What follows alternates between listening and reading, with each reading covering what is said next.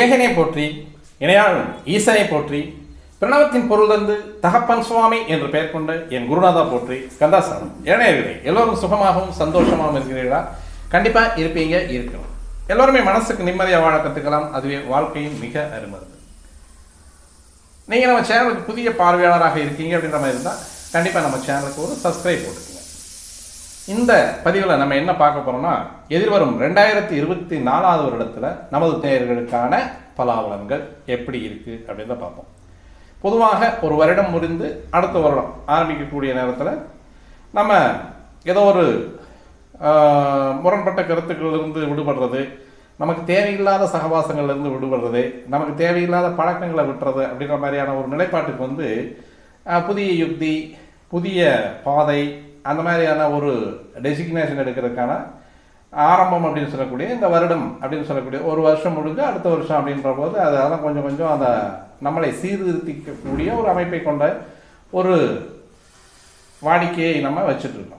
அந்த நிலைப்பாட்டில் இப்போ இந்த வருஷம் நம்ம ஏதோ ஒரு எய்ம் பண்ணுறோம், ஒரு இடம் வாங்குறதுக்கு ஒரு திட்டம் போடுறோம், அல்லது ஒரு குழந்தைகளுக்கு கல்யாணம் பண்ணுறதுக்கு திட்டம் போடுறோம், ஒரு வேலை வாய்ப்புக்கான திட்டங்கள், இது எல்லாமே நம்ம மனசுக்குள்ளே ஓடிட்டு இருக்கக்கூடிய எண்ணங்கள் வந்து செயல்பாட்டுக்கு வரணும், கனவுகள் நினைவாகணும் அப்படின்னா கோச்சார கிரகங்களும் அந்த வருஷத்தில் வந்து நமக்கு ஒத்து வரணும்.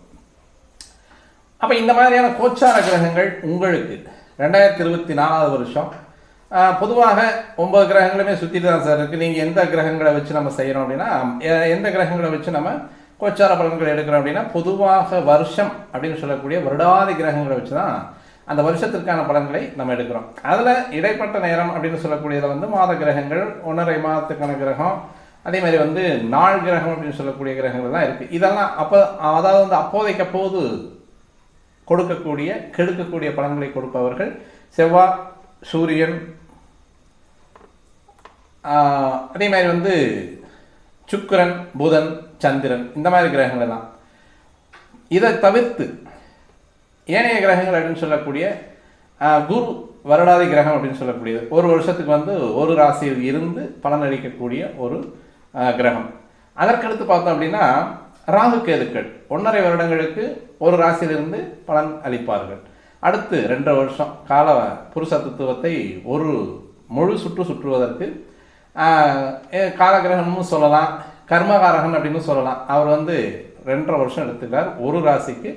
இது முழுசு சுற்றி வரைக்கும் 30 வருஷம் எடுத்துக்கிறார். அப்போ ராகு கேதுக்கள் 18 வருடம், குரு வந்து 12 வரும். அப்போ இந்த இந்த ராசி மண்டலத்தில் ஒரு டைம் சுற்றி வர்றதுக்கு குருவானவர் 12 வருடமும், ராகு கேது 18 வருஷம், சனி 30 வருஷம். இது எல்லாத்துக்குமே தெரிஞ்ச விஷயம் தானே. இந்த கிரகங்கள் அதாவது வந்து ரொம்ப லோயர் பீரியடாக இருக்கக்கூடிய குரு ஒரு வருஷம் இருக்கார் இல்லையா. அப்போ அந்த ஒரு வருஷம் இருக்கக்கூடிய குருவினுடைய நிலைப்பாட்டில் நம்ம ஒவ்வொரு வருடமும் தமிழ் வருடத்தில் எடுத்துக்கலாம் அல்லது ஆங்கில வருடத்தில் எடுத்துக்கலாம். அப்போ நமக்கு இந்த வருஷத்தில் எந்த மாதிரியான பலன்களை நமது நேயர்களுக்கு கொடுக்க போகிறாங்க அப்படின்றத நம்ம பார்ப்போம். காலபுருஷ தத்துவத்தின் 8ஆம் வீடு, 8ஆம் இடம் அப்படின்னு சொல்லக்கூடியது முழு மறைவுஸ்தானம் அப்படின்னு சொல்லக்கூடிய வீடு. இது திடராசி, பலகால் ராசி, நீர் ராசியும் கூட. ஏன்னா அடுத்து அந்த சிம்ம மண்டலத்தின் கடைசி ராசி, மிகப்பெரிய அளப்பெரிய ஆற்றல்களை உடையது. 8 அப்படின்னு சொன்னாலே முழு மறைவு ஸ்தானம் அப்படின்னு சொல்லி ஒரு முதல்ல வரும்பொழுதே அதற்கான அந்த 8ஆம் இடத்திற்கான காரகத்துவம் அப்படின்னு சொல்லக்கூடியது, குணம் அப்படின்னு சொல்லக்கூடிய முழு மறைவு ஸ்தானம் அப்படின்னு சொல்லி சொல்கிறாங்க. அப்போது முழு மறைவு ஸ்தானம் அப்படின்னு சொல்லக்கூடியது பூட்டி வைக்கப்பட்ட அறை, பாதுகாக்கப்பட்ட ஒரு இடம், அதே மாதிரி வந்து நம்ம கண்காணிக்க முடியாத ஒரு இடம், இதையெல்லாம் சொல்லக்கூடியது அந்த 8ஆம் இடம் அப்படின்னு சொல்லக்கூடியது. அப்போ நம்ம அதாவது வந்து நம்ம வந்து அதை பார்த்துக்க முடியாத ஒரு இடம், கண்டுபிடிக்க முடியாத ஒரு இடம், அதுக்குள்ளே ஏகப்பட்ட விஷயங்கள் இருக்குது அப்படிங்கிறது வந்து அந்த புதைபொருள் அப்படின்னு சொல்லக்கூடிய இடமும் அந்த 8ஆம் இடமே. இப்போ அந்த 8ஆம் இடம் அப்படின்னு சொல்லக்கூடியது தன்னை ஆழ்ந்து உற்று நோக்கக்கூடிய இடம். இதுதான் 8ஆம் இடத்தினுடைய முழு ஸ்பெஷாலிட்டி. இதுதான் முழு மறைவு ஸ்தானம் அப்படின்னு சொல்லக்கூடியது.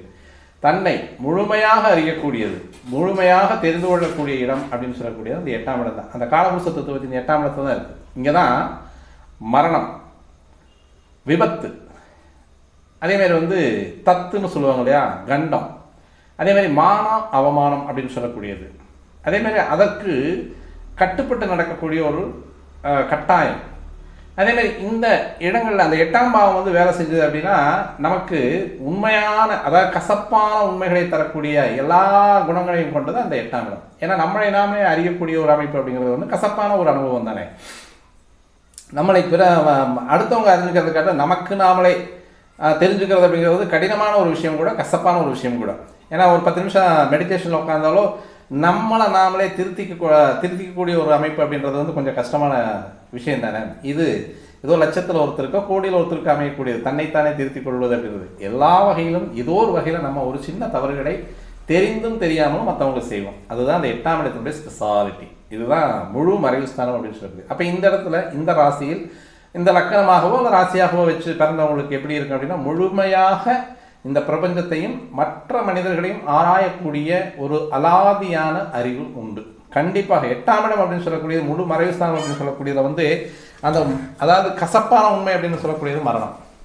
அதேமாதிரி நமக்கு ஏற்படக்கூடிய துன்பங்கள், விபரீதமான விபத்துக்கள், இதையெல்லாம் சொல்லக்கூடியது 8ஆம். அதனால தான் அந்த 8ஆம் இடத்தை கண்ட பயம்.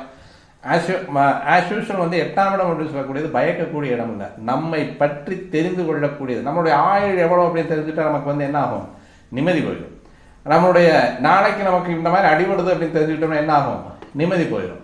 நம்மளுடைய பொருளாதாரம் வந்து இந்த மாதிரி சீர்குலைய போகுது அப்படின்னா என்ன ஆகும், நிம்மதி போயிடும். அதே மாதிரி நமக்கு நாளைக்கு இந்த மாதிரி ஒரு அவமானம் வரப்போகுது அல்லது ஒரு தண்டனை வரப்போகுது அப்படின்னு தெரிஞ்சுக்கிட்டோம்னா எப்படி நிம்மதி போயிடுமோ அதையெல்லாம் மறைத்து வைக்கக்கூடிய இடம் தான் 8ஆம் இடம்.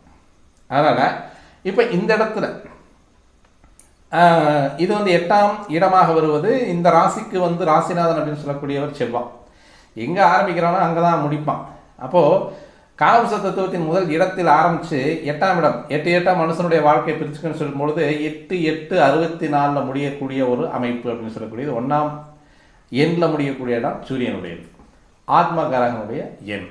அப்போ அந்த 8 அப்படின்னு சொல்கிறதுக்கு வந்து இவ்வளோ ஒரு தனித்துவம் அப்படின்னு சொல்லக்கூடியது அந்த விருச்சிக ராசினியர்களுக்கு கண்டிப்பாக உண்டு. எதையுமே உள்நோக்கி ஆராயக்கூடியவர்கள், பகுத்தறியக்கூடிய ஒரு விஷயம். மற்ற ராசிக்காரங்களெல்லாம் வந்து பகுத்தறிய மாட்டாங்களா அப்படின்ற கேள்வி கேட்க வேண்டாம்.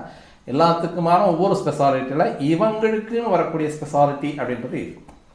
அப்போது தத்துவ உண்மைகளை அறியக்கூடிய ஒரு அமைப்பு, அதேமாதிரி தத்துவார்த்தங்களை வெளியிடக்கூடிய ஒரு அமைப்பு. இது அதாவது கல்லாமலே கல்வி கற்றவர்கள் அப்படின்றத அனுபவபூர்வமான கல்வியை எடுத்துக்கொள்ளக்கூடியவர்கள், விரும்பக்கூடியவர்கள் இந்த 8ஆம் இடம். அதே மாதிரி யோசிச்சாங்கன்னா இந்த 8 அப்படின்னு சொல்லக்கூடியதே சனியினுடைய ஆதிக்கத்தில் வரக்கூடிய எண். அப்போ விடாமுயற்சி, இடைவிடாத உழைப்பு, அதாவது கர்மமே கண்ணாக இருக்கக்கூடிய ஒரு இடம். அது இந்த இடத்துல தான் அதாவது சனியினுடைய அனுச நட்சத்திரம் இருக்குது. அப்போ ராசிநாதன் வந்து செவ்வாய். இந்த இடத்துல வந்து ஒரு கான்ட்ராவர்சி பாருங்கள். முழுமையாக சனியினுடைய நட்சத்திரம் இந்த இடத்துல இருக்குது. அனுசம் 1, 2, 3, 4 பாதங்கள் இருக்குது. ஆனால் அதுக்கு ராசி அதிபதி அப்படின்னு சொல்லக்கூடியவும் செவ்வாய். அப்போ எந்த இடத்தில் நமக்கு தலக்கணை ஏறுதோ அந்த இடத்துலையே அடி விழுகும் அப்படின்ற தத்துவார்த்தத்தை சொல்லக்கூடியது இந்த 8ஆம் இடம். அப்போது மேஷராசி அப்படின்னு சொல்லக்கூடியது வந்து செவ்வாயினுடைய வீடு. தொழில் அப்படின்னு சொல்லக்கூடியது வந்து 10ஆம் இடம் சனியினுடைய வீடு. இந்த 10 குடையவர் போயிட்டு எங்கே நீச்சமாகிறார் அப்படின்னு பார்த்தோம்னா செவ்வாயினுடைய வீட்டில். அந்த செவ்வாய் 1 குடையவர் வந்து எங்கே உச்சமாகிறார் வந்தால் 10ஆம் இடத்துல. அப்போ எங்கே தலக்கணம் வந்து அவனுடைய தொழில் போயிருமோ அந்த தலக்கணத்தை வந்து தவிடுபடியாக்கக்கூடிய ஒரு அமைப்பு அப்படின்றது இந்த 8ஆம் இடத்துல தான் இருக்குது. அதனால தான் அந்த இடத்துல வந்து அனுஷம் அப்படின்னு சொல்லக்கூடிய சனியினுடைய முழுமையான நட்சத்திரம். ஒவ்வொரு மண்டலத்தின் கடைசியில் வரக்கூடியது மோட்ச ராசியில் வரக்கூடியது. எப்பவுமே மோட்சத்தை தருபவரும் அவர் தான். அதாவது இனிமேல் கர்மக்காரகன், கர்மத்தை பூரா கழித்து இனிமேல் உனக்கு வந்து பிறவா பெருநிலை அப்படின்னு சொல்லக்கூடிய அமைப்பை கொடுப்பவனும் அவனே. அதனால தான் அவருக்கு வந்து அந்த காலபுருஷ தத்துவத்தின் கடைசியில் வரக்கூடிய மோட்ச ராசிகளில் அவருடைய நட்சத்திரம் இருக்குது. இந்த வருடமும் அந்த 2024 அப்படின்ற கூட்டு எண்ணும் சனியினுடைய ஆதிக்கத்திற்கு வரக்கூடிய எண். அப்போ இந்த இடத்துல முழுமையாக பேசக்கூடிய இடம் அப்படின்னு சொல்லக்கூடிய விருச்சிக ராசி தான் பேசும். அப்போ இங்கே தான் அந்த சனியினுடைய ஆதிக்கமும் அதிகமாக இருக்கும். அப்போ இந்த விருச்சிக ராசிக்கு சனி எங்கே இருக்கார், விருச்சிக ராசிக்கு வருட கிரகங்கள் அப்படின்னு சொல்லக்கூடிய குரு எங்கே இருக்கார், ராகு கேதுக்கள் எங்கே இருக்கார் அப்படின்றத மட்டுமே நம்ம இந்த வருட பலன்களில் எடுத்து பார்த்து இந்த கிரகங்கள் நமக்கு எந்த அளவுக்கு நன்மையை தருது, எந்த அளவுக்கு வந்து கெடுதலை செய்யுது அப்படின்றதையும் நம்ம பார்ப்போம். அதற்கான பரிகாரத்தையும் பார்த்துடலாம். இப்போது விருச்சிக ராசியில் இருக்கக்கூடிய நட்சத்திரம் அப்படின்னு பார்த்தோம் அப்படின்னா குருவனுடைய நட்சத்திரம் விசாகம் 4ஆம் பாதம் ஒரு பாதம் இருக்குது. அப்புறம் அனுசம் வந்து 1, 2, 3, 4 பாதங்கள் இருக்குது. அதற்கப்புறமா வரக்கூடிய கேட்டை 1, 2, 3, 4 பாதங்கள். இந்த 9 பாதங்களையும் உள்ளடக்கி செவ்வாயை ராசிநாதனாக வைத்து ஜனனம் செய்தவர்கள் இந்த விருச்சக ராசி அன்பர்கள். அப்போ இந்த விசாக நட்சத்திரத்துக்கு எப்பவும் போலவே அங்கே அவரே தான் சுப்பிரமணியர் தான் உங்களுக்கு அதிதேவதை அப்படின்னு சொல்லக்கூடியது. அப்போ விசாக நட்சத்திரத்தில் பிறந்தவங்க துலா ராசியில் இருந்தாலும் சரியே விருச்சக ராசியில் இருந்தாலும் சரி, இங்கே 2 பேருமே சுப்பிரமணியரை வணங்குறது அப்படின்றது வந்து உங்களுக்கு உன்னதமான ஒரு மேன்மையை தரக்கூடிய அமைப்பு. அப்போ விசாக நட்சத்திரத்தில் பிறந்த 1, 2, 3, 4 பாதங்களில் 4ஆம் பாதம் மட்டும் இங்கே இருக்குது. 3 பாதங்கள் வந்து துலா ராசியில் இருக்குது. சுப்பிரமணியர் தான் உங்களுக்கு அதிதேவதை. அவரை நீங்கள் வணங்கிட்டு முருகக்கடவுள் தான். முருகப்பெருமான வணங்க ஆதி குரு, அவனே மூலகுரு. அவனை வணங்கும் பொழுது எல்லா விதமான அனுபவங்களும், எல்லா விதமான அறிவு நுட்பங்களும், எல்லா விதமான அறிவு நுணுக்கங்களும் இந்த விருச்சக ராசினியர்களுக்கு கண்டிப்பாக வருது. காரணம், இந்த இடத்துல வந்து சந்திரன் வந்து முழுமையாக பூரணமான இந்த இடத்துல வந்து அவருடைய பலத்தை புறமே இழக்கிறார். நீச்சமாக கூடிய சந்திரன் காலபுருஷ தத்துவத்தின் 4ஆம் இடத்துக்கு ஆட்சி, 2ஆம் இடத்துக்கு உச்சம், 8ஆம் இடத்துக்கு வந்து நீச்சம். அப்போ மனோபாவம் அப்படின்னு சொல்லக்கூடிய இந்த இடத்துல வந்து நீச்சமாகக்கூடிய சந்திரன் அப்படின்றதுனால மனதை பற்றிய ஆழ்ந்த ஆராய்ச்சிகளும் மனதை பற்றிய ஆழ்ந்த எண்ணங்களும் உருவாகக்கூடியது. அந்த இடத்துல உறைஞ்சு நிற்கக்கூடிய அத்தனை எண்ணங்களையுமே வெளியெடுத்து கொண்டு வரக்கூடிய அமைப்பு தான் இந்த 8ஆம் பாவம் அப்படின்னு சொல்லக்கூடியது. அதனால தான் அங்கே வந்து சந்திரன் வந்து நீச்சமாகிறார். அவர் வந்து அந்த விசாகம் குருவனுடைய நட்சத்திரத்தை அவர் நீச்சமாயிருவார். ஒரு 3 டிகிரிக்குள்ளேயே விசாகம் 4ஆம் பாதத்தில் 3வது டிகிரி 3.2, அதாவது 3 டிகிரி 2 விகலைக்குள்ள அந்த 3 டிகிரிலேயே வந்து பரம நீச்சப்பாகையை முடித்து அப்புறம் அவருடைய அரோகணம் அப்படின்னு சொல்லக்கூடிய இடத்துல அவர் போயிட்டு இருப்பார். இப்போ இந்த விருச்சக ராசியில் பிறந்த நேயர்கள் கண்டிப்பாக சந்திரன் நீச்சமாகக்கூடியது, லக்கணத்துக்கு 6, 8, 12 மறையக்கூடிய சந்திரன் இருக்கக்கூடிய ஜாதகர்கள் கண்டிப்பாக தஞ்சை பெரிய கோயில் வருஷத்தில் ஒரு நாள் போயிட்டு வாங்க. நன்மையை தரக்கூடிய ஒரு அமைப்பாக இருக்கும். அதே மாதிரி வந்து அடுத்தவங்களுக்கு வந்து வாய்ப்பாடு வாங்கி கொடுங்க. வாய்ப்பாடு நீங்கள் வாங்கி கொடுங்க உங்களுடைய எண்ணங்களும் உங்களுடைய மறதி அப்படின்னு சொல்லக்கூடியது கண்டிப்பாக உயரும். அதாவது அந்த மறதி அப்படின்னு சொல்லக்கூடிய ஒரு நோய் வந்து உங்களை விட்டு போய்கிட்டே இருக்கும். எப்போவுமே இந்த விருச்சக ராசியில் இருக்கக்கூடிய நேயர்கள் என்ன பண்ணுவீங்க அப்படின்னா, சந்திரன் நீங்கள் வந்து நீச்சமாகிறதுனால மனோகாரகன் அப்படின்னு சொல்லக்கூடிய ஏற்கனவே இந்த இடத்துல ஏதோ ஒரு கிரகங்கள் இருந்துன்னு வச்சுக்கோமே, ஒரு வக்ர கிரகங்கள் இருந்தது அப்படின்னா அந்த வக்ர கிரகங்களோடு சேர்ந்த சந்திரன் அப்படின்னு சொல்லக்கூடியது ஒன்று நிலையான வக்ர கிரகம் அப்படின்னு சொல்லக்கூடிய ராகு கேதுக்கள் இருந்ததுன்னா அதனுடைய மனோநிலை அப்படின்றது வந்து வேற மாதிரி இருக்கும். அதாவது ராகு சந்திரனோடு சேரும்பொழுது என்னாகும் அப்படின்னா மிக கடுமையான சமுதாயம் புறக்கணிக்கக்கூடிய அளவுக்கான ஒரு மனோபாவத்தை கொண்ட நேராக இருப்பீங்க. அதே மாதிரி கேது சேர்ந்துட்டா ஹவுஸ் அரெஸ்ட், நீங்களே வந்து உங்களைத்தானே தனிமைப்படுத்திக் கொள்வதும் இந்த 8ஆம் பாவம் அப்படின்னு சொல்லக்கூடியது அதுதானே. அதாவது தன்னை கண்டறியக்கூடியது, தன்னை அறியக்கூடிய ஒரு அமைப்பு அப்படின்றதுனால வந்து ராகு கேதுக்கள் இருந்ததுன்னா அந்த ராகு இருக்கும் பொழுது அடுத்தவங்களை உணரக்கூடிய ஒரு அமைப்பும், கேது இருந்தால் தன்னைத்தானே உணரக்கூடிய அமைப்பும், அந்த மாதிரியான ஒரு அமைப்பும் வந்துடும். அதே மாதிரி இந்த இடத்துல சூரியன் இருந்தாலும் முழுமையான அமாவாசை ஆகிக்கும். அதாவது 2 கிரகங்களும் சந்திரன் சூரியன் சேரும் பொழுது விருச்சக ராசியாக இருக்கும் பொழுது சந்திரன் சூரியன் சேரும் பொழுது காலபுருஷ தத்துவத்தின் 5 குடையவனும் 4 குடையவனும் அப்படின்னு சொல்றதுனால அப்பா அம்மா அப்படின்ற ஒரு உறவு அப்படின்றது வந்து இந்த விருச்சக ராசி நேயர்களுக்கு வந்து 8ஆக்கணியாக இருக்கக்கூடிய ஒரு அமைப்பு சூரியன் அந்த இடத்துல இருந்தார். அதுக்கடுத்து வந்து செவ்வாய் அப்படின்னு சொல்லக்கூடிய ஆட்சிநாதன் அவர் அந்த இடத்துல இருக்கும் பொழுது இந்த அத்தனை கிரகங்களும் இந்த இடத்துல இருந்து செவ்வாய் ஆட்சியாக இந்த இடத்துல இருந்தாங்கன்னா இந்த குளறுபடியெல்லாம் நடக்காது. அவங்களுடைய காலபலன்களை சிறப்பாக செஞ்சுட்டு போயிடுவாங்க. ஆனால் செவ்வாய் அந்த இடத்துல ஆட்சி ஆகாமலோ அந்த செவ்வாய் போயிட்டு மகர ராசியில் உட்காந்துருந்தாலும் எந்த விதமான பிரச்சனை இல்லை, இல்லை மேசராசியில் இருந்தாலும் பிரச்சனை இல்லை. மாறாக கடகராசியில் போய் அவர் வந்து நீச்சமாயிட்டார்னா இன்னும் பயங்கரமான சிரமமாக இருக்கும். அதாவது கடக லக்ன விருச்சக ராசி நேயர்களெல்லாம் அல்லது விருச்சக லக்ன கடகராசி நேயர்களெல்லாம் மிக கடுமையான ஒரு மனோநிலையை, அதாவது யோசிக்கக்கூடியது, டக்குன்னு முடிவெடுக்கக்கூடிய ஒரு நிலைப்பாடு இல்லாமல் குழப்பிக்கிட்டே இருக்கிறது, வாழ்க்கையில் குழப்பத்தை கொண்டு வர்றது அப்படின்ற மாதிரியான ஒரு நிலைப்பாடுகள் எல்லாம் நிறைய தத்தளிச்சுட்டு இருக்கக்கூடிய ஜீவன்கள் விருச்சக ராசி நேயர்கள் நிறையா இருக்கீங்க. யூஸ்வலாக உங்களுக்கு எளிய சிறந்த பரிகாரம் அப்படின்னு சொல்லக்கூடியது தஞ்சை பெரிய கோயில், பிரகதீஸ்வரர் கோயில். அந்த பிரகதீஸ்வரர் கோயில் வந்து வருஷம் ஒரு டைமோ அல்லது சித்திரை மாதம் அல்லது வைகாசி மாதத்தில் ஏதோ ஒரு நாள் விசாகம் நட்சத்திரம் வர்ற அன்னைக்கு நீங்கள் போயிட்டு வரலாம். அல்லது உங்களுடைய ஜென்ம நட்சத்திரம் வரக்கூடிய அன்று நீங்கள் கண்டிப்பாக வந்து நீங்கள் போயிட்டு வர்றது பெட்டராக இருக்கும். அதே வந்து பங்குனி மாதம் உங்களுடைய அதாவது இந்த சனியினுடைய நட்சத்திரம் உத்திரட்டாதி வர்ற அன்னைக்கோ அல்லது அனுசம் நட்சத்திரம் வர்ற மாதங்களில் மார்கழி மாதம் அல்லது வந்து கார்த்திகை மாதத்தில் வந்து அனுசம் நட்சத்திரம் வர்ற அன்னைக்கோ, அதாவது இந்த ராசியினுடைய மாதம் தமிழ் மாதம் என்னவோ அந்த தமிழ் மாதத்தின் நாளில் உங்களுடைய ஜென்ம நட்சத்திரம் வர்ற அன்னைக்கு நீங்கள் கண்டிப்பாக இப்போ வந்து கேட்டை நட்சத்திரம் இருக்குன்னு வச்சுக்கோங்களேன், ஆனி மாதம், அதாவது சித்திரை வைகாசி ஆனி, ஆடி ஆவணி புரட்டாசி மாதம். ஆனி மாதம் புரட்டாசி மாதம் அந்த கேட்டை நட்சத்திரத்தில் பிறந்தவங்க, அதாவது கேட்டையில் பிறந்தவங்க கோட்டை ஆழ்வார்.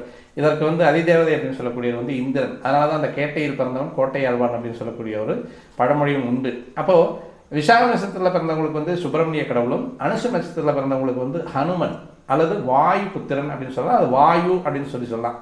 அனுஷ நட்சத்திரத்தில் பிறந்தவங்களுக்கு வந்து வாயு, அதுதான் அதிதேவதை. அப்போ வாயு பகவானை நீங்கள் வழிபடுத்து வரக்கூடிய ஒரு அமைப்பும். அதே மாதிரி வந்து கேட்டையில் பிறந்தவங்களுக்கு வந்து இந்திரனை வழிபட்டு வரக்கூடிய ஒரு அமைப்பும் நல்ல அமைப்பை தரக்கூடிய ஒரு வழிபாடு. அப்போது இந்த கேட்டை நட்சத்திரத்தில் பிறந்தவங்களுக்கு வந்து ஆனி மாதம், ஆடி ஆவணி புரட்டாசி, ஆனி புரட்டாசி 2 மாதங்களில் நீங்கள் தஞ்சை பெரிய கோயில் போகலாம். இந்த மாதங்களில் உங்களுடைய ஜென்ம நட்சத்திரம் வர்ற நாளில் வாய்ப்பாடு நீங்கள் நிறைய வாங்கி கொடுக்கலாம். குழந்தைங்களுக்கு வந்து வாய்ப்பாடு இருக்கு இல்லையா, அந்த பெருக்கல் வாய்ப்பாடு கூட்டல் வாய்ப்பாடெல்லாம் சேர்ந்த அந்த டேபிள் அப்படின்னு சொல்லக்கூடியது, கிளர்க் டேபிளோ வாய்ப்பாடோ இது நீங்கள் வாங்கி நீங்கள் தானமாக கொடுத்தீங்கன்னா நன்மையை தரக்கூடிய ஒரு அமைப்பை கொண்ட ஒரு நிலைப்பாடு வரும். அதே மாதிரி அனுஷம் நட்சத்திரத்தில் பிறந்தவங்களுக்கு அதே மாதிரி உங்களுக்கு வந்து ஆடி மாதம், அதே மாதிரி ஐப்பசி மாதம், அதே மாதிரி பங்குனி மாதம், இந்த மாதங்களில் வந்து நீங்கள் தஞ்சை பெரிய கோயில் உங்களுடைய ஜென்ம நட்சத்திரம் வர்ற நாளில் நீங்கள் போயிட்டு வந்தீங்கன்னா கண்டிப்பாக உங்களுக்கு அந்த ஒரு வருஷத்தில் இந்த 3 மாதங்கள் வரும். இந்த 3 மாதங்களில் வந்து மார்கழி மாதம் ரொம்ப சிறப்பான மாதமாக இருக்கும். அதே மாதிரி வந்து உங்களுக்கு அந்த ஐப்பசி மாதமும், ஐப்பசி விட்டு கார்த்திகை மாதம் உங்களுக்கு சிறப்பான மாதம். இந்த நாளில் நீங்கள் போயிட்டு வந்தீங்கன்னாலும் தஞ்சை பெரிய கோவில் கண்டிப்பாக நீங்கள் போயிட்டு வந்தீங்க அப்படின்னா இந்த சந்திரனுடைய நிலைப்பாடு உங்களுக்கு அருமையாக வேலை செய்ய ஆரம்பிக்கும். அதே மாதிரி வந்து விசாக நட்சத்திரத்தில் பிறந்தவங்களுக்கு வந்து வைகாசி மாதம் விசாக நட்சத்திரம் வர்ற அன்றைக்கு நீங்கள் தஞ்சை பெருஆவுடையர் கோயில், அதாவது பிரகதீஸ்வரர் கோயில் போயிட்டு வந்தீங்கன்னா, பெரிய கோயில் போயிட்டு வந்தீங்கனாலே உங்களுக்கு நன்மையான பரிகாரம், நீங்களும் வாய்ப்பாடு வாங்கி கொடுத்தீங்கன்னா நல்ல பரிகாரமாக இருக்கும். இது வந்து கோவில் வழிபாடு அப்படின்றது ஒரு விஷயம். அதே மாதிரி நீங்கள் கொடுக்கக்கூடிய தானம் அப்படின்றது ஒரு விஷயம். இது எல்லாமே விருச்சிக ராசிக்கான பொதுவான அந்த சந்திரனுடைய நிலைப்பாட்டை உயர்விக்கக்கூடிய ஒரு பரிகாரமாக நீங்கள் எடுத்துக்கிறது நல்லா இருக்கும். அதேமாதிரி சந்திரனோட சூரியன் சேரும் பொழுது கொஞ்சம் சிரமத்தை, தாய் தந்தையருக்கான ஒரு ஏக்கத்தை உருவாக்கக்கூடியவனாக இருப்பார் அந்த இணைவு. செவ்வாய் இருந்தால் ஆட்சினார் அங்கேயே இருந்தார். சுக்கிரன் இருக்காருன்னு வச்சுக்கோமே, இங்கே வந்து கல்யாணம் பண்ண வரைக்குமே தாய் இருக்கக்கூடிய ஒரு அமைப்பு அப்படின்றது வந்து கொஞ்சம் சிரமத்தை கொடுக்கும். அதற்கு பின்னால் வந்து தாய்க்கும் மனைவிக்குமான ஒரு கருத்து வேறுபாடுகள், கருத்து மோதல்கள் அதிகமாக இருக்கக்கூடிய ஒரு அமைப்பு உண்டு. அதே மாதிரி சனி இருந்தாலும் சிரமத்தை கொடுக்கக்கூடிய ஒரு அமைப்பு. சனி சந்திரன் சேர்க்கை அப்படின்றது வந்து காலதாமதமான திருமணத்தை கொடுக்கும். இந்த சனி சந்திரன் சேர்க்கை இருந்தால் கண்டிப்பாக வந்து அன்னதானம் பண்ணுங்கள். அன்னதானம் பண்ணீங்க அப்படின்னா இந்த சனி சந்திரன் சேர்க்கை, விருச்சிக ராசியில் இருக்கக்கூடிய நண்பர்கள் சனி சந்திரன் சேர்க்கை இருந்தால் கண்டிப்பாக, எந்த ராசியில் சனி சந்திரன் சேர்க்கை இருந்தாலும் சரி, சனி 3, 7, 10 பார்வைகளில் உங்களுடைய சந்திரனை பார்த்தாலும் சரி, அல்லது வந்து சனியினுடைய வீட்டில் சந்திரனோ, சந்திரனுடைய வீட்டில் சனியோ பரஸ்பரம் பரிவர்த்தனை இருந்தாலும் சரி, அல்லது சந்திரனுடைய காலில் சனியோ, சனியுடைய காலில் சந்திரனோ இருந்தால் இதெல்லாம் அந்த புணர்வு தோஷம் அப்படின்னு சொல்லக்கூடிய தோஷத்தை கொடுக்கக்கூடியது. அன்னதானம் பெட்டர். இந்த அன்னதானத்தை பண்ணிட்டு இருந்தீங்கன்னா நல்லாவே இருக்கும். உங்களுடைய வாழ்க்கை சிறப்பாக இருக்கும். காலம் தாழ்ந்த திருமணம் அதாவது அந்த காலம் தாழ்ந்த திருமணம் அப்படிங்கிறது கண்டிப்பாக வந்து உங்களை வந்து அந்த தடையிலிருந்து நீங்கிடும். உங்களுக்கான காலம் கருதிய திருமணம் அப்படின்னு சொல்லக்கூடியது கண்டிப்பாக நடக்கிறதுக்கு வாய்ப்பு உண்டு. அப்போ அன்னதானம் வந்து பெட்டராக இருக்கும் சனி இருந்தால். அதே மாதிரி வந்து ராகு கேதுக்கள் இருந்தால் நம்ம ஏற்கனவே சொன்ன ப்ரெடிக்ஷன் தான் அந்த இடத்துல வந்து வரக்கூடியது, கொஞ்சம் சிரமத்தை தரக்கூடிய ஒரு அமைப்பாக இருக்கும். அப்போ இப்போ இந்த வருஷம் உங்களுக்கு எப்படி இருக்குது அப்படின்றத பார்த்தோம்னா, பொதுவாக உங்களுடைய ராசிக்கு 4 கூடையவன் அப்படின்னு சொல்லக்கூடிய 4 இருக்கார். அதே மாதிரி பூர்வ புண்ணியஸ்தானம் அப்படின்னு சொல்லக்கூடிய இடத்துல வந்து ராகு உட்காந்துருக்கார். அதே மாதிரி உங்களுக்கு லாபஸ்தானம் அப்படின்னு சொல்லக்கூடிய இடத்துல கேது உட்காந்துருக்கார். இப்போ ஏப்ரல் மாதம் வரைக்கும், 2024 ஏப்ரல் மாதம் வரைக்கும் உங்களுக்கு நேர் 6ஆம் இடத்துல சகட யோகத்தில் வந்து குரு இருக்கார். அப்புறமா வந்து 7ஆம் இடத்துக்கு வர்றார். இந்த நிலைப்பாடு, இந்த கிரக அமைப்பு உங்களுக்கு எந்த மாதிரியான ஒரு பலாபலன்களை தர்றாங்க அப்படின்னு பார்த்தோம்னா, 4 கூடையும் 4 இருக்கார். சனி இது வந்து சார் அர்த்தாஷ்டம சனி அப்படின்னு சொல்கிறாங்களே, அது வந்து செயல்படுமா? கண்டிப்பாக செயல்படும். பொதுவாக சந்திரனுக்கு 1, 4, 7, 10 அப்படின்னு சொல்லக்கூடிய கேந்திரங்களில் ஒன்றா வரக்கூடியதான் இந்த 4ஆம் இடத்து சனி. அதே மாதிரி 7ஆம் இடத்துல வரும்போது கண்டச்சனி, 10ஆம் இடத்துல வரும்போது தொழில் சனி. அப்போ இந்த சந்திரனுக்கு 1, 4, 7, 10 வந்து இந்த சனி இருக்கும் பொழுது அது எந்த பாவமோ அந்த பாவத்தினுடைய கர்மாவை கழிக்க அந்த இடத்துல வந்திருக்கார். அப்போது அந்த மற்ற ராசிகளுக்கு வந்து 1, 4, 7, 10 அப்படின்னு சொல்லக்கூடிய கேந்திர ஸ்தானங்களில் சனி இருக்கும் பொழுது கடுமையை செய்யக்கூடிய சனி உங்களுக்கு 4 கூடையவராக இருக்கார். அந்த கடுமையை கண்டிப்பாக தருவார். அதிலெல்லாம் மாற்றுக்கிறது கிடையாது. தாய் வழியில் வந்து அந்த பந்துக்களை, அதாவது அந்த பந்தவாசங்களை வேறுபடுத்தி காமிக்கிறது. ஏன்னா சந்திரன் தான் இந்த இடத்துல நீச்சம், உங்களுடைய விருச்சிக ராசியில் வந்து சந்திரன் நீச்சம். அதனால் தாய் வழி உறவு, தாய் அப்படின்னு சொல்லக்கூடிய உறவை உங்களுக்குள்ள மன வேறுபாடு, கருத்து மோதல்கள் எல்லாம் வர்றதுக்கான வாய்ப்புகள் உண்டு. அதேமாதிரி வந்து உங்களுக்கு, அதாவது 4ஆம் இடத்தில் சனி அப்படின்றது வந்து கொஞ்சமாக அந்த மார்பு பகுதி அப்படின்னு சொல்லக்கூடியது 4ஆம் இடம். அப்போ அந்த 4ஆம் இடத்துல சனி இருக்கக்கூடிய வேலை அப்படின்னு சொல்லக்கூடியது நுரையீரல் பிரச்சனை, இருதய பிரச்சனை, சுவாச பிரச்சனை, இதையெல்லாமே கொடுக்கக்கூடிய அமைப்பை இந்த சனி கெடுதியான பலன்கள் அப்படின்னு சொல்லக்கூடியதை கண்டிப்பாக தருவார். அதே மாதிரி கெடுதியான பலன்களை தரக்கூடியவன் அந்த கர்மக்காரகன் அந்த இடத்துலயே வந்து மூலத்திரிகோணம், ஆட்சி மூலத்திரிகோணம் அப்படின்னு அமைப்பில் வந்து கும்பராசியில் ஸ்திர ராசியில் உட்காந்துருக்கார். நீங்களும் ஸ்திர ராசிக்காரர். அப்போ இந்த இடத்துல இருக்கக்கூடிய சனி ஸ்திரமான சொத்துக்களை ஸ்தாபிக்கக்கூடியவன் அப்படின்றத உண்மையான அர்த்தம். இப்போ இதெல்லாம் அதாவது வந்து ஒரு ஒரு ஒரு 80% நல்லது நடக்குது, 80% வந்து மனசு சந்தோஷமாக இருக்குது அப்படின்னா ஒரு 20% வந்து அதில் கண்டிப்பாக நமக்கு வந்து வருத்தம் படக்கூடிய ஒரு அமைப்புகள் வேணும். அதனால் உறவு சிக்கல்கள் கொடுப்பார். அதே மாதிரி வண்டி வாகனங்களில் வந்து சின்ன சின்ன தடைகளை கொடுப்பார். வண்டி வாகனங்களில் வந்து அதாவது நம்ம வச்சுருக்கக்கூடிய வாகனங்களில் வந்து பழுதுகளை கொடுப்பார். அதாவது சரி செய்யக்கூடிய ஒரு நிலைப்பாடு, அல்லது வண்டியை மாற்றிட்டு வேறு வண்டி வாங்குற மாதிரி எதாக இருந்தாலும் இரண்டாவது, அதாவது செகண்ட் ஹேண்ட் அப்படின்னு சொல்கிறாங்க இல்லையா, இரண்டாவது கை அப்படின்னு சொல்லக்கூடியது அந்த செகண்ட் ஹேண்டில் தான் இருக்கக்கூடிய பழைய வீடு, பழைய வீட்டில் வந்து புராதன வீடு, உங்களுக்கு அசையா சொத்துக்களை கொடுக்கக்கூடிய அமைப்பு அப்படின்றது வந்து விருச்சிக ராசினியர்களுக்கு இந்த வருடம் கண்டிப்பாக உண்டு. அடுத்த வருஷம் சனி அங்கே தான் உட்காந்துருக்க போகிறார். அப்போ அந்த 4ஆம் பாவத்தில் இருக்கக்கூடிய சனியினுடைய அமைப்பு அப்படின்னு சொல்லக்கூடியது வீடு, வாசல், மண், மனை, வண்டி, வாகனம், இது எல்லாமே நம்ம அடையக்கூடிய ஒரு காலகட்டம் இந்த வருஷத்தில். அப்போது சார் அர்த்தாசிரம சனி எதுவும் பாதிக்காதா? பாதிக்கும். அதனுடைய குணம் அப்படின்னு சொல்லக்கூடிய அதனுடைய காரகத்துவத்தை வந்து கண்டிப்பாக அவர் கொடுப்பார். கொடுக்க தவறதில் வந்து சனி எப்போவுமே வந்து சளைக்கிறது கிடையாது. நல்லது கொடுத்தாலும் பல்காக கொடுப்பார், கெட்டது கொடுத்தாலும் பல்காக கொடுப்பார். அப்போ என்ன பண்ணணும் அப்படின்னா நம்ம ஜாக்கிரதையாக இருக்கக்கூடிய அமைப்பு அப்படின்றது தாய் வழி உறவுகளில் ஜாக்கிரதையாக இருக்கணும், தாயினுடைய உடல் நலத்தில் ஜாக்கிரதையாக இருக்கணும். ஏன் நம்ம மனசுக்குள்ளேயே வந்து கொஞ்சம் சுத்தம் இருக்கணும். ஏன்னா 4ஆம் இடம் அப்படின்னு சொல்லக்கூடியது வந்து பொதுவாக மனசுனால இந்த இடத்துல சொல்லுவோம். அப்போ இந்த இடத்துல வந்து நம்ம வந்து நம்மளுடைய எண்ணங்களும் என்ன அலைகளையும் வந்து தெளிவாக வச்சுக்கிறதுல வந்து சனி வந்து ரொம்ப தெளிவாக இருக்க சொல்லுவான். அதனால் நீங்கள் அதை வந்து ஜாக்கிரதையாக இருந்துக்கணும். அது நன்மையை தரக்கூடிய ஒரு விஷயமும் கூட. அதேமாதிரி நிலையான சொத்துக்கள் இந்த இடத்துல கண்டிப்பாக உங்களுக்கு தசா புத்திகள் வந்து நல்ல ஒரு உங்களுக்கு சாதகமான தசா புத்திகள் இருந்தது அப்படின்னா ஒரு 4 குடையனுடைய தசையோ, இப்போ இந்த லக்கணத்துக்கு 4 குடையனுடைய தசையோ, அல்லது 7 குடையனுடைய தசையோ, அல்லது 9 குடையனுடைய தசையோ, அல்லது 5 குடையனுடைய தசையோ நடந்துட்டு இருந்து அந்த தசாநாதன் உங்களுடைய லக்கணத்திற்கு வந்து நட்பு கிரகமாக இருந்து உட்காந்துருக்கக்கூடிய 1, 5, 9, 1, 4, 7, 10 நல்ல ஒரு சூப்பரான இடத்துல உட்காந்துருந்த அவர் தசை நடத்துனார் அப்படின்னா இந்த காலம் உங்களுக்கு, ஏன்னா சனினாலே ப்ளூ மெட்டல், சனினாலே கன்சல்டேஷன், அதே மாதிரி வந்து கன்ஸ்ட்ரக்ஷன், இது எல்லாமே நடக்கும். இது எல்லாமே நடக்கிறதுக்கான வாய்ப்புகள். அதே மாதிரி வாய் வழியாக பிறக்கக்கூடியது புரோக்கர்ஸ்ன்னு சொல்கிறோம் இல்லையா, தரகர்கள், ப்ரொமோட்டர்ஸ், பில்டர்ஸ், இவங்களுக்கெல்லாம் வந்து மிகப்பெரிய லாபத்தை கொடுக்கக்கூடியவனாக மொத்தத்தில் வந்து காலபுருஷத்துவத்தின் 11ஆம் இடம் அப்படின்னு சொல்லக்கூடிய லாபத்தில் உட்காந்துருக்கான். அதனால் அந்த லாபத்தை அள்ளி தர்றதை வந்து சனிக்கு நிகர் அவர் தான். அள்ளி வீசிட்டு போயிட்டே இருப்பார் அவர் வாட்டில். வாங்கிக்கிறதுக்கு நீங்கள் தயாராக இருந்தீங்கன்னா ஓகே அப்படின்ற மாதிரியான ஒரு அமைப்பு தான் இந்த சனியினுடைய அதாவது பாசிட்டிவ் அப்படின்னு சொல்லக்கூடியது. நெகட்டிவும் உண்டு. அதாவது வந்து நான் வாகனங்களில் தெளிவாக சொல்லியிருக்கேன், தாய் வழி உறவில் சொல்லியிருக்கேன். அதேமாதிரி இந்த நேரத்தில் வந்து மேல் படிப்புக்கு நீங்கள் வெளிநாடு போகிறதா இருந்தாலும் சரி, அல்லது உங்களுடைய மேல் படிப்பை தொடர்வதற்கான அடிப்படை தகுதிகளை வளர்த்துக்கிறதா இருந்தாலும் சரி, மேல் படிப்பை தொடர்வதற்கான அந்த கீழ்நிலை நுழைவுத் தேர்வுகள் அப்படின்னு சொல்லக்கூடியது எழுதுறதா இருந்தாலும் கண்டிப்பாக இந்த இடத்துல இந்த நேரத்தில் ஜெயிக்க வாய்ப்பு இருக்குது.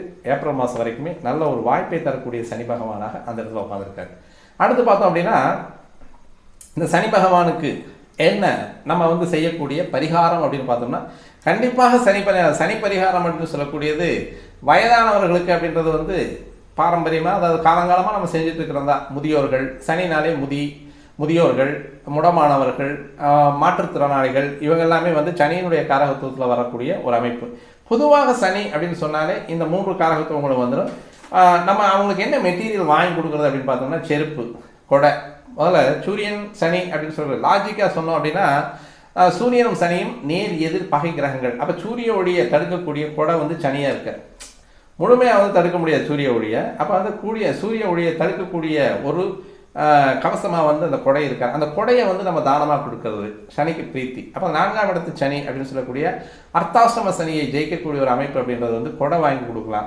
அதே மாதிரி சுடு தழலில் நடக்கக்கூடியவங்களுக்கு செருப்பு வாங்கி கொடுக்கும். இது ரெண்டுமே தலைக்கு மேலே இருக்கக்கூடிய கொடையும் சனி தான், காலுக்கு கீழே இருக்கக்கூடிய செருப்பும் சனி தான். அப்போது ஆதி முதல் அந்த முறை அப்படின்னு சொல்லக்கூடியது அந்த 8ஆம் பாவம் அப்படின்னு சொல்லி நீங்கள் எங்கே தொடங்குறீங்களோ அங்கேயே முடியும். 8 அப்படின்னு போட்டிங்கன்னா ரைட் ஹேண்ட் சைடில் போட்டாலும் சரி, லெஃப்ட் ஹேண்ட் சைடில் போட்டாலும் சரி, எந்த இடத்துல அந்த புள்ளி ஆரம்பிச்சோ அந்த இடத்துல வந்து நிற்கக்கூடிய ஒரு அமைப்பு தான் சனி. அப்போ இந்த வருஷமும் முழுமையாக சனியினுடைய காரகத்துவத்தை கொண்டே சனியினுடைய குணாதிசயங்களை கொண்டே நடக்கக்கூடிய ஒரு வருஷமாக இருக்குது. அவருடைய எண்ணும் 8. அப்போ அந்த 8 அப்படின்னு சொல்லக்கூடிய அனைத்து விஷயங்களுமே மோஸ்ட்லி பாருங்கள், செருப்பு சைஸ் வந்து 8ஆம் நம்பர் தான் இருக்கும். அதிகபட்சமாக 80% வந்து 8ஆம் நம்பர் சைஸ் தான் எல்லாத்துக்குமே இருக்கும். அது எப்போ அதாவது வந்து அரிதாக இருக்கக்கூடியது அப்படின்னு சொல்லக்கூடியது 9, 10, 11 அப்படிங்கிறது வந்து மிக குறைவான ஒரு எண்ணிக்கையில் தான் இருக்குது. அப்போ 8ஆம் நம்பர் சைஸ் தான் வந்து அதிகமாக ப்ரொடியூஸ் ஆகும். அதான் செருப்பு. அந்த செருப்பில் 8ஆம் நம்பர் தான் அதிகமாக இருக்குது. அதான் சனி.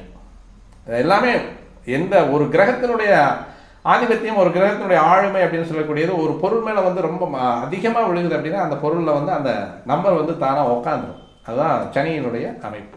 அப்போ நீங்கள் சனிக்கு பரிகாரம் அப்படின்னு சொல்லக்கூடியது முழுமையாக செருப்பு வாங்கி தர்றது, கொடை வாங்கி தர்றது, வயதானவர்களுக்கு உதவுறது, அதேமாதிரி மாற்றுத்திறனாளிகளுக்கு உதவுறது, அதே மாதிரி டிரான்ஸ்ஜெண்டர் அப்படின்னு சொல்லக்கூடிய இரட்டை பாலினம் அப்படின்னு சொல்லக்கூடியவங்களுக்கு நீங்கள் உதவுறது அப்படிங்கிறது, இதெல்லாமே நீங்கள் சனிக்கு செய்யக்கூடிய பரிகாரம். இது எல்லாம் விட முக்கியமாக மிக முக்கியமான பரிகாரம் அப்படின்னு சொல்லக்கூடியது பொதுவாக வந்து இந்த 1 அதாவது வந்து 12, 1, 2 7 சனி, 4 அர்த்தாஷ்டமம், அதே மாதிரி வந்து 7 கண்டச்சனி, 8 வந்து அஷ்டம சனி, 10 வந்து தொழில் சனி.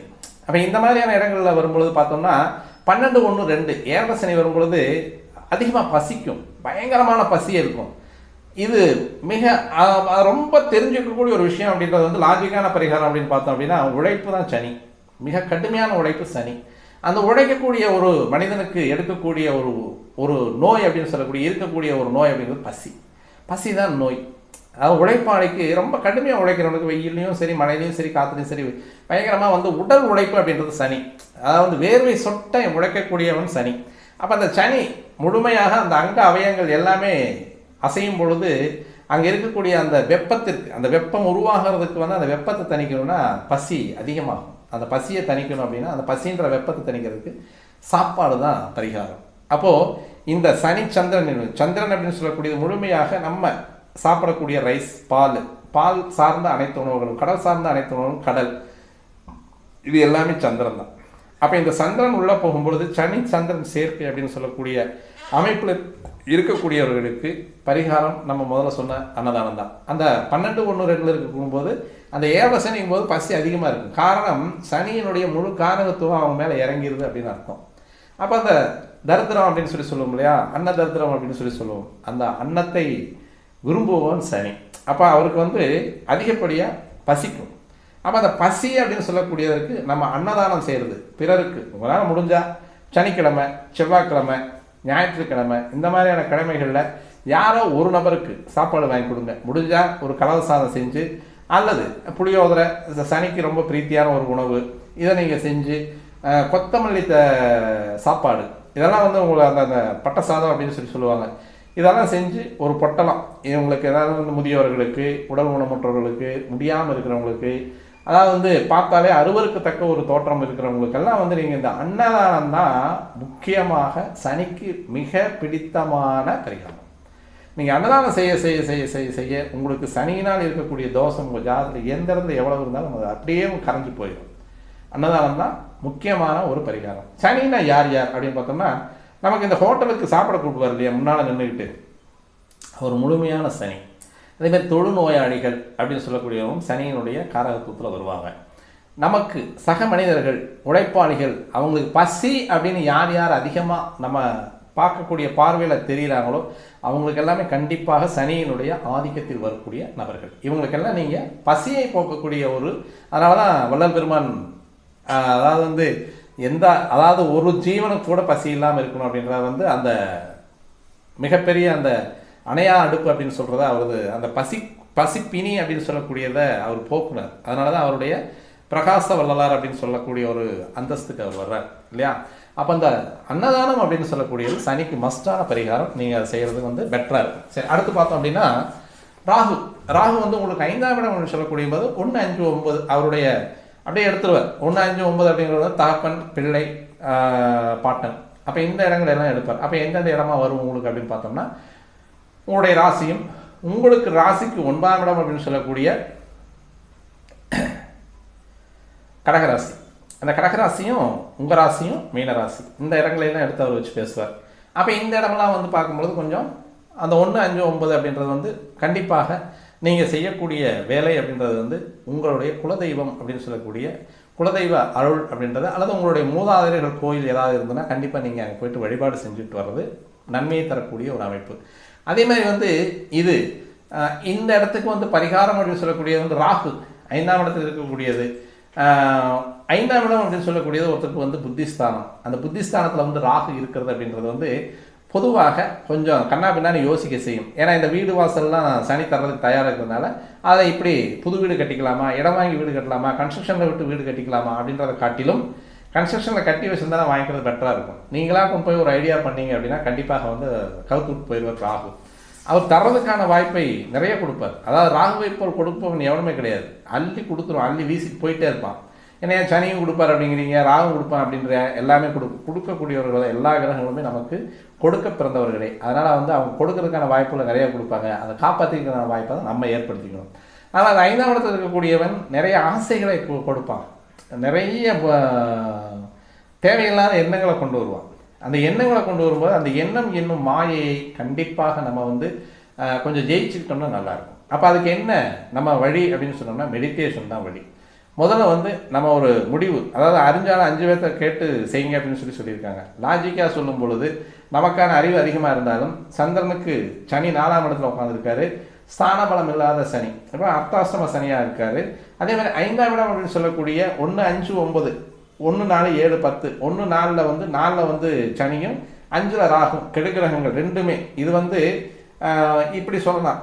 இந்த 4ஆம் இடம் அப்படின்னு சொல்லக்கூடிய மாத்திருஸ்தானம், 5ஆம் இடம் அப்படின்னு சொல்லக்கூடிய பூர்வ புண்ணியஸ்தானம். அப்போ இந்த 2 இடத்துலையுமே வந்து கெடுகிரகங்கள் உட்காரும் பொழுது நம்ம குடும்பத்தில் யாரோ ஒருத்தருக்கு வந்து ஒரு வியாதி வர்றதுக்கான வாய்ப்புகள் உண்டு. ஒரு உறவை இழக்கக்கூடிய ஒரு வாய்ப்பை இந்த சனியும் ராகுவும் கொடுக்கறதுக்கான வாய்ப்பு இருக்குது.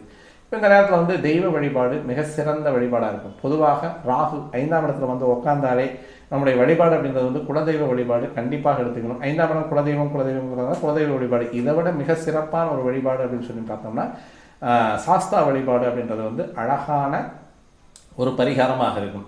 இந்த சாஸ்தா வழிபாடு அப்படின்னு சொல்லக்கூடியது பத்ரகாளி தானே, ராகுக்கு வந்து பத்ரகாளி வழிபாடு, பத்ரகாளி அதிதேவதையாக இருக்கணும். பத்ரகாளி வழிபாடு அப்படின்றத காட்டிலும் சாஸ்தா வழிபாடு இன்னும் பெட்டராக இருக்கும், பெட்டர் ரிசல்ட் தரும். ஒரு டைம் இந்த ஒரு வருஷத்துக்குள்ளே உங்களால் முடிஞ்சால் சபரிமலை போயிட்டு வந்துடுங்க. சபரிமலை நீங்கள் போயிட்டு வந்தீங்கன்னா இந்த ராகுவால் வரக்கூடிய 5ஆம் இடம் இதுதான் வந்து புகழ், அந்தஸ்து, கல்வி. 4ஆம் இடம் உயர்கல்வி. இந்த 5ஆம் இடம் அப்படின்னு சொல்லக்கூடிய அந்த கல்வியை மேம்படுத்தக்கூடிய இடம். ஏன்னா கல்வி ஸ்தானத்துக்கு 2ஆம் இடம். அதனால் வந்து புகழ் இந்த இடத்துல இருக்குது, அந்தஸ்து இந்த இடத்துல இருக்குது, நம்ம கௌரவம் இந்த இடத்துல இருக்குது. நம்மளுடைய குடும்ப கௌரவம், பாரம்பரிய கௌரவம், நம்மளை காப்பாற்றக்கூடிய கௌரவம் எல்லாமே இந்த இடத்துல இருக்குது. அப்போ அந்த 5ஆம் இடத்துல ராகு வரும்பொழுது இது புகழின் உச்சியை ஏற்றி வைக்கக்கூடிய ஒரு அமைப்பை ராகு கொடுப்பான். அப்போ என்ன ஆகும் அப்படின்னா கண்டிப்பாக 1, 5, 9 அப்படிங்கும்போது நம்மளுடைய தலகணம் வந்து அதிகமாயிடும். அந்த தலகணம் அதிகமாச்சு அப்படின்னாலே ராகு போட்டு மாட்டிடுவார். எங்கே உட்காந்துருக்கார்? 11ஆம் இடத்துல வந்து கேது உட்காந்துருக்கார். எப்பவுமே ராகு கொடுக்க பிறந்தவன், கொடுக்க இருப்பவன், கேது நிறுக்க இருப்பவன். அதை நிறுத்திக்கிட்டே இருப்பார். எவ்வளோ கொடுக்குறான், அது என்ன மாதிரி இந்த ஜாதகர் பயன்படுத்துகிறார், அது ஏன்னா கர்மாக்களை கணக்கிடுபவர்கள் 2 பேருமே. அதாவது வந்து இப்படி சொன்னோம்னா யமதர்மனுக்கு வரக்கூடிய ஒரு இவர் வருவாரே, அவர் மாதிரி இந்த கணக்கெல்லாம் எடுத்துகிட்டு இருப்பார். அந்த கணக்கெல்லாம் எடுத்து கொடுக்குறவர்கள் சனி பகவானுக்கு வந்து கர்ம கணக்குகளை அளவீடு செய்பவர்கள் ராகு கேதுக்கள். அப்போ அந்த கணக்கீடுகளை அளவீடு செய்யக்கூடிய ராகு கேதுக்கள் இருக்கக்கூடிய இடம் எந்த இடம் அப்படின்றத வந்து நம்ம தெளிவாக பார்த்துக்கணும். 11ஆம் இடத்துல கண்டிப்பாக கேது வந்து நன்மையை தரக்கூடியவராகத்தான் இருக்கார். அப்போ 5ஆம் இடத்துல இருக்கக்கூடிய ராகு பெயர், புகழ், அந்தஸ்து, கௌரவம், நமது பிள்ளைகளுக்கான கல்வி, நமது பிள்ளைகளுக்கான திருமணம், நமக்கான திருமணம். ஒரு 25 வயசு 27 வயசு ஆயிருக்கு, இன்னும் கல்யாணம் ஆகலை அப்படின்னா இந்த மாதிரி நேரங்களில் கண்டிப்பாக, ஏன்னா நீ 7ஆம் இடத்துக்கு வந்து குரு வர்றார், குருவனுடைய நோக்கம் வந்துடுது. அப்போ ஏப்ரல் மாதத்துக்கு மேலே வந்து 7ஆம் இடத்துல வரக்கூடிய குரு நோக்கம் உங்களுக்கு திருமண ஒரு வைபவத்தை கண்டிப்பாக கைகூட செய்யக்கூடிய ஒரு அமைப்பை குரு செய்யக்கூடிய ஒரு அமைப்பு. ஏன்னா காலவசத்தத்தை வச்சு 2ஆம் இடம் அப்படின்னு சொல்லக்கூடிய தனம் குடும்பம் வாக்கு அப்படின்ற இடத்துக்கு வந்து குரு வந்து உட்காரக்கூடியது. ஏகதேசமாக எல்லா ராசிக்காரங்களுக்கும் அந்த கல்யாணத்தை பண்ணி வைக்கிறதுக்கான வாய்ப்பு இருக்குது. குரு நோக்கம் இருக்கோ நோக்கம் இல்லையோ உங்களுக்கு வரக்கூடிய குரு நோக்கம் வந்துடும். அல்லது இந்த 1, 5, 9 5, 7, 9 வந்து குரு பார்வையில் இருக்கக்கூடிய 5ஆம் இடம் குரு பார்வையினுடைய இடம் எது வருது? கன்னிராசிக்கு வருது, உங்கள் ராசிக்கு வருது. உங்கள் ராசிக்கு 3ஆம் இடம் அப்படின்னு சொல்லக்கூடிய மகர ராசிக்கு வருது. இப்போ இந்த ஏதோ ஒரு ராசியில் இருக்கக்கூடியவங்களுக்கு நீங்கள் கல்யாணம் பண்ணிக்கக்கூடிய ஒரு அமைப்பை கொண்ட இந்த ஜாதக அமைப்பு இருக்குது. ரிஷபம், மகரம், விருட்சகம், கன்னி இந்த வீடுகளில் வந்து குருவனுடைய அந்த ஆதிபத்தியம் விழுகிறதுனால கண்டிப்பாக இப்போ இந்த விருச்சக ராசி நேயர்களுக்கு குரு பயிற்சிக்கு பின்னால் கல்யாணம் அப்படின்றது வந்து கண்டிப்பாக அது கைகூடும் அப்படின்றத வந்து எந்த விதமான சந்தேகமும் வேண்டாம். இப்போ ராகுக்கு சொல்லிட்டு இருந்த பரிகாரத்துக்கு வந்து குருவுக்கு வழிக்குமா? இப்போ ராகு நம்ம பார்ப்போம். ராகுவிற்கு சாஸ்தா வழிபாடு, கருப்பசாமி வழிபாடு. அதேமாதிரி நீங்களும் ஏற்கனவே சொன்ன அந்த வாய்ப்பாடுகள் வாங்கி கொடுக்குறது, வாய்ப்பாடில் தான் எல்லாமே அடங்கியிருக்கு. அது சும்மா சின்னதாக ஒரு சின்ன புக்கு அப்படின்ற மாதிரி நம்ம நினச்சிட்டு இருக்கோம். நிறைய விஷயம் இருக்குது. அதில் நீங்கள் அந்த வாய்ப்பாடு நீங்கள் வாங்கி கொடுங்க. கண்டிப்பாக லாஜிக் வேணுமா அப்படின்ற மாதிரி இருந்தால் என்ன வாய்ப்பாடு வாங்கி கொடுக்குறதுக்கு என்ன லாஜிக் அப்படின்னா, தமிழ் உயிரெழுத்துக்கள் அப்படின்னு சொல்லக்கூடியது 12, இது சந்திரன். மெய்யெழுத்துக்கள் அப்படின்றது வந்து 18, ராகுனுடைய திசை 18 வருடங்கள். அப்போ மெய்யெழுத்தும் உயிரெழுத்தும் எல்லாமே சேர்ந்தது தான் தமிழ். அப்போ தமிழ் அப்படின்றது வந்து இந்த விருச்சக ராசியில் உங்களுக்கு ராகு அப்படின்னு சொல்லக்கூடிய அந்நிய பாஷைக்காரன். அப்போது அந்நிய பாஷைக்காரனுடைய அதாவது தசா அப்படின்னு சொல்லக்கூடியது 18 மெய்யெழுத்துக்களுக்கான எழுத்துக்கள். இந்த 18 அப்படின்னு சொல்லக்கூடியது 18ஆம் படியாக கருப்பணசாமியாக இருக்கக்கூடியவன் ஐயப்ப சுவாமி கோயிலில் 18ஆம் படி கருப்பணசாமி. அப்போ கருப்பணசாமி அப்படின்றது வந்து அகோர தெய்வம் தான். ராகுனாலே அகோர தெய்வங்களை வழிபடக்கூடிய ஒரு அமைப்பை கொண்ட கிரகம். அதனால தான் சாஸ்தா வழிபாடு அப்படின்னு சொன்னது. அந்த சாஸ்தா வழிபாடு செய்ய உங்களுக்கு நன்மையை தரக்கூடியது. வாய்ப்பாடு அப்படின்னு சொல்லக்கூடியது உயிரெழுத்து, மெய்யெழுத்து, உயிர்மெய் எழுத்து எல்லாமே சேர்ந்த தமிழ் அப்படின்னு சொல்லக்கூடியதை அடுத்தவங்களுக்கு நீங்கள் தானம் பண்ண உங்களுக்கான இந்த சந்திரனுடைய வலிமை கூடும். அதே மாதிரி இந்த ராகுனுடைய வலிமை கெடுதலான வலிமை குறைந்து நன்மையான வலிமை அதிகமாகிறதுக்கான வாய்ப்பாட்டில் இருக்கு. வாய்ப்புகளை வழங்கும் வாய்ப்பாடு நீங்கள் வாங்கி கொடுங்க, தாராளமாக நல்லா இருக்கும். அடுத்து 4ஆம் அதாவது 6ஆம் இடத்தில் இருக்கக்கூடிய குரு இந்த ஏப்ரல் மாதம் வரைக்கும் இந்த விருச்சக ராசி நேயர்களுக்கு பொருளாதாரம், அதே மாதிரி வந்து குடும்பம், சிக்கல், பிரச்சனைகள், வம்பு வழக்குகள், அதே மாதிரி வந்து தேவையில்லாத ஒரு மனக்குழப்பங்கள், தேவையில்லாத சஞ்சலங்களை கொடுக்கக்கூடியவனாக இருந்த குரு அவர் அப்படியே 7ஆம் இடத்துக்கு மாறக்கூடிய ஒரு அமைப்பு அப்படின்றது வந்து மிக உன்னதமான அருமையான அமைப்பை கொண்டவராக இருக்கார். நம்ம ஏற்கனவே குருவை பற்றி நம்ம சொல்லிட்டோம். அப்போ இந்த குருவினுடைய அமைப்பு 7ஆம் இடத்துல வந்து உங்களுக்கான 7ஆம் இடம் அப்படின்னு சொல்லக்கூடிய களத்திரம், கணவன், மனைவி, கூட்டாளி, வரக்கூடிய வாடிக்கையாளர்கள், சமுதாயம், தன்னை விடுத்த அனைத்துமே சமுதாயம். அப்போ இது எல்லாமே சரி செய்யக்கூடிய இடத்துல பல்கான கிரகம், நல்ல ஜெயண்டாக சொல்லக்கூடிய நல்ல பல்கான உருவம் வந்து உட்காந்துருக்கு. அதனால் உங்களுக்கு கூடுதலான வாடிக்கையாளர்கள், கூடுதலான சக நண்பர்கள் ஒத்துழைப்பு, அதே மாதிரி அதிகப்படியான நண்பர்கள் சகவாசம், உங்களுடைய நட்பு வட்டாரங்கள் விருந்து போகிறதும், அதே மாதிரி வந்து உங்களுக்கான கம்யூனிகேஷன் அப்படின்றது வந்து ஏகமாக அப்படியேவும் அதாவது வந்து இந்த வயர்லெஸ் மாதிரி அங்கங்கன்றது இல்லாமல் எல்லாம் உங்களுடைய நட்பு வட்டமும் அதே மாதிரி உங்களுடைய பழக்க வழக்க வட்டமும் நிறைய அதிகமாக பெருகுவதற்கு வாய்ப்பு நிறையா இந்த குரு கொடுத்துட்றார். அதனால் இந்த குரு அப்படின்னு சொல்லக்கூடிய காலவருஷ தத்துவத்தின் 2ஆம் இடத்துக்கு வரும்பொழுது ஏகദേശம் உங்களுக்கான கல்வி, சம்பார்த்தனை, குடும்பம் இது எல்லாமே தெளிவாக கொடுப்பார். அழகாக உங்களுடைய ராசியை பார்த்து உட்கார்றார். 6ஆம் இடத்துல இருந்த குருவினால் வந்த மிக கெடுதியான பண நஷ்டம், அதே மாதிரி வந்து மான நஷ்டம், சிக்கல், மனக்குழப்பம், படிப்பில் தோல்வி, குடும்பத்தில் வந்து ஒற்றுமையின்மை, குடும்பத்தில் வந்து ரொம்ப சிரமத்தை அனுபவித்த இந்த விருச்சக ராசி நேயர்களுக்கு குருவின் பார்வையால் உங்களுக்கான அமைப்பு இந்த வருடம் நன்மையான வருடமாகவே இருக்குது. அதே மாதிரி வந்து அந்த குருவுக்கான பரிகாரம் அப்படின்னு சொல்லக்கூடியது இப்போ இந்த நேரத்தில் வெள்ளிக்கிழமை குரு வழிபாடு செய்யலாம், அல்லது வியாழக்கிழமை குரு வழிபாடு செய்யலாம். அல்லது இப்போ இந்த இடத்துல வந்து தெளிவாக பார்க்கணும் அப்படின்னா செவ்வாய்க்கிழமை அன்னைக்கு 6 to 7 அந்த செவ்வாய் ஓரை, அல்லது ஒரு 4 to 5 எப்போ போல் யூஸ்வலாக நீங்கள் முல்லை மலர், கொண்டக்கடலை நீங்கள் சாப்பிட்லாம். சாப்பிட்றத காட்டிலுமே மற்றவங்களுக்கு தானமாக கொடுக்கலாம்.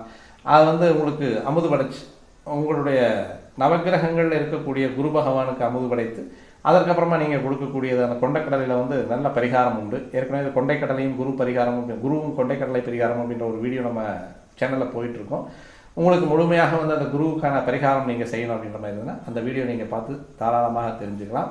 உங்களுக்கான பரிகாரத்தையும் நீங்கள் கண்டிப்பாக செய்யலாம். அதே மாதிரி 7ஆம் இடத்துல குரு இருக்கிறது அப்படின்றதுனால உங்களுக்கு எதிர்வரக்கூடிய அல்லது இனிமேல் வரக்கூடிய ஒவ்வொருவரும் உங்களுக்கு குருமார்களே அப்படின்ற மாதிரியான அவங்ககிட்ட இருக்கக்கூடிய அறிவை நீங்கள் எடுத்துக்கணும். அப்படின்னா நீங்கள் வந்து பொதுவாக உங்களுடைய பேச்சு அப்படின்றது வந்து கொஞ்சம் அமைதிப்படுத்திக்கிட்டீங்க அப்படின்னா 4 வார்த்தை பேசுகிறதுல 1 வார்த்தை பேசுனீங்கன்னா உங்களுக்கு அடுத்தவங்க பேசக்கூடிய பேச்சில் உங்களுக்கு தேவையான அளவு அதிக அறிவை கொடுக்கக்கூடிய அளவுக்கு அவங்க பேசி முடிச்சுட்டு போயிடுவாங்க.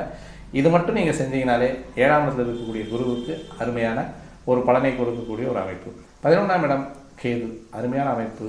அதாவது புதன் வீட்டில் கேது, காலபுருஷ தத்துவத்தில் 6ஆம் இடத்தில் கேது, உங்களுக்கு 11ஆம் இடத்தில் கேது, 6-11 சூப்பரான காம்பினேஷன். அழகாக உங்களுக்கு எவ்வளவு பெரிய பண நஷ்டமும் பண வீக்கமும் அதே மாதிரி பொருளாதாரத்தில் வந்து பின்னடைவாக இருந்தாலும் இந்த நேரம் உங்களுக்கு கேது அழகாக அளப்பரிய ஒரு பலனை தரக்கூடிய ஒரு அமைப்பில் தான் கேது உட்காந்துருக்கார். மைனஸ் அப்படின்னு சொல்ல போகிறது ராகு தான். அதுக்கான பரிகாரத்தை நம்ம சொல்லியாச்சு, அதனால் அதை ப்ளஸ்ஸை மாற்றிக்கலாம். ப்ளஸ் அப்படின்னு சொல்லக்கூடியது குரு, சனி. 50% சனி நல்லதை செய்வார், 50% வந்து சனி கெடுதலை செய்வார். அதே மாதிரி 11-6 சம்மந்தப்பட்டு இந்த கேது 11ஆம் இடத்துல உட்காந்துருக்கனால கரியரில் சூப்பராக இருப்பீங்க.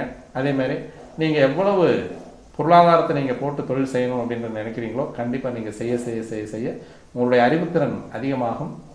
அதே மாதிரி வந்து ஸ்படிகம் போட்டுக்கலாம், முத்து மாலை போட்டுக்கலாம், பால் சாப்பிட்டுக்கலாம், நைட்டு படுத்து தூங்கும்போது பால் சாப்பிட்டுக்கலாம். இந்த மாதிரியான உணவு வகைகளும் அணியக்கூடிய அணிகலன்கள் அப்படின்னு சொல்கிறதுனால உங்களுக்கு விருச்சிக ராசி நேயர்களுக்கு சந்திரனுடைய பலத்தை அதிகப்படுத்துவதற்கான பரிகாரங்கள் அப்படின்றத நம்ம சொல்லி இந்த வீடியோ நம்ம முடிச்சுக்கலாம். மேலும் ஏதாவது சந்தேகங்கள் இருந்து அப்படின்ற மாதிரி இருந்தால் இந்த வீடியோவில் நீங்கள் கேட்டதுக்குனா சந்தேகங்கள் ஏதாவது இருந்து அப்படின்னா நேர்லேயோ என்னுடைய தொலைபேசி எண்கள் வந்து நம்ம டிஸ்கிரிப்ஷன் பாக்ஸில் கீழே இருக்குது. அதுக்கு நீங்கள் தாராளமாக வந்து நேரில் நீங்கள் உங்களுடைய ஜாதகத்தை அனலைஸ் பண்ணிக்கிறதா இருந்தாலும் சரி, வேறு ஏதாவது சந்தேகங்கள் இருந்தாலும் என்னால் முடிஞ்ச அளவுக்கு நீங்கள் உங்களுடைய தொலைபேசிக்கு கண்டிப்பாக நான் வந்து மரியாதை கொடுத்து அந்த தொலைபேசிக்கான என்ன காரணமோ என்ன சந்தேகமோ அதில் நிவர்த்தி பண்ணிக்கலாம்னு சொல்லி நம்ம இந்த வீடியோ முடிச்சுக்கலாம். மீண்டும் நல்லதொரு பதிவோடு உங்களை சந்திக்க வருகிறேன் நண்பர்களே. வணக்கம்.